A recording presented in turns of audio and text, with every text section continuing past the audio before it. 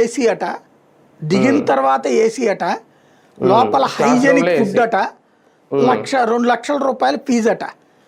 మా అబ్బాయి అసలు మామూలు పిల్లలు మామూలు స్కూళ్ళల్లో చేర్చలేమండి. అసలు మా వాడి రూటే వేరండి. అసలు వాడు మామూలుగా మిగతా వాళ్ళతో కలవలేడండి అట్లాగా. మా వాడి రూటే వేరు. ఈ టైప్ చెప్పుకోవడం గొప్పగా ఫీల్ అవుతున్నటువంటి తరం. అది అన్ని స్టేటస్ సింబల్స్ అయిపోయినాయి. అది ఎడ్యుకేషన్ ఎప్పుడైతే స్టేటస్ సింబల్ అయిందో, మెడికల్ ఎప్పుడైతే స్టేటస్ సింబల్ అయ్యిందో, బాబు గారు చెప్పారులే, మోడీ గారు చెప్పారులే అని కనరు. మన పిల్లోడు మా ఏరియాలో ఉన్న ఏకేటీపీఎం స్కూల్లో చేరాడు, డీజీఎం స్కూల్లో చేరాడు, డిఎస్ఎం స్కూల్లో చేరాడు అంటే ఫీలింగ్ ఇక్కడ ఇగో హర్టింగ్. కాబట్టి తప్పనిసరిగా పెద్ద స్కూళ్ళలోనే చదవాలి, పెద్ద కాలేజీల్లోనే చదివించాలి. ఒక్కడిని కానీ పోషించడం, ఒక్క అమ్మాయి ఒక అబ్బాయిను ఆ స్థాయిలో నుంచోబెట్టడమే వల్ల కావట్లా.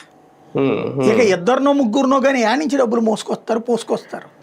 సరే, ఇంకొక పాయింట్ కూడా, ఇంతకుముందు పెద్దలు ఆలోచించేవారట, ఎక్కువ మంది పిల్లలు ఉంటే త్వరగా చేతికి అందొస్తారు, తల్లిదండ్రులు బాధ్యతలు తీసుకుంటారు, మనకు ఒక ఆసరా అవుతారు, అండ అవుతారని. ఇప్పుడు ఎందుకు అలా ఆలోచించట్లేదు? అంటే ఆ రోజున మీ వాడే ఏం చేస్తున్నాడు అని అడిగేవాళ్ళు ఎవరు లేరు. ఎందుకంటే ఊర్లో పొలానికి ఎదురుగుండా కనబడతాడు, గేదెలు తోలుకుంటే ఎదురుగుండా కనబడతాడు, గేదె ఇంట్లో పాడి పంట లేకపోతే కొట్టు, చిన్న చిల్లర కొట్టు కనబడతాడు. కాబట్టి మీ వాడు ఎందుకు పనికి రాకపోతున్నాడా ఇట్లా మాట్లాడే వాళ్ళు ఎవరు లేడు ఆ రోజున.